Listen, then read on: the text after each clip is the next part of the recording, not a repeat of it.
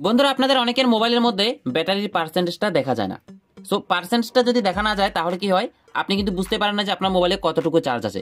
আপনার মোবাইলটা কি এখন চার্জে বসাতে হবে কিনা আপনি এটাও বুঝতে পারেন না, কারণ চার্জ কতটুকু আছে আপনি সেটাই জানেন না। যেমন দেখেন, আমার মোবাইলের মধ্যে এখন 50% চার্জ আছে।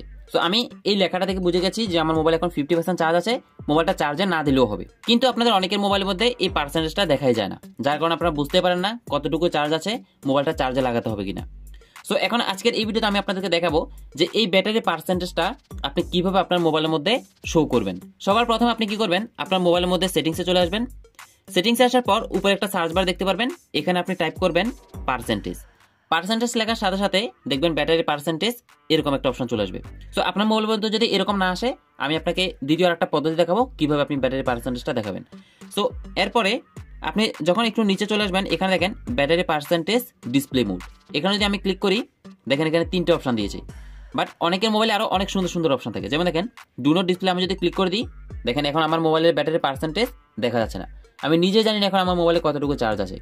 কিন্তু এখন দেখেন, আমি যদি এখান থেকে আউটসাইড দ্য ব্যাটারি আইকন এখানে ক্লিক করি, মানে ব্যাটারি পার্সেন্টেজটা বাইরের দিকে দেখা যাবে। দেখেন এখানে 50% দেখা যাচ্ছে। সেম এখন আমি যদি এখানে ক্লিক করার পর ইনসাইড ব্যাটারি আইকন এখানে ক্লিক করি, সো ব্যাটারির যে পার্সেন্টেজটা আছে সেটা ব্যাটারির ভিতরে দেখা যাবে।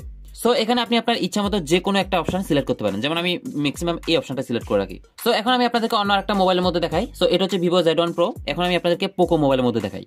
আপনি জাস্ট একইভাবে মোবাইলের সেটিংসে আসবেন, তারপর উপরে সার্চ বারের মধ্যে টাইপ করবেন ব্যাটারি।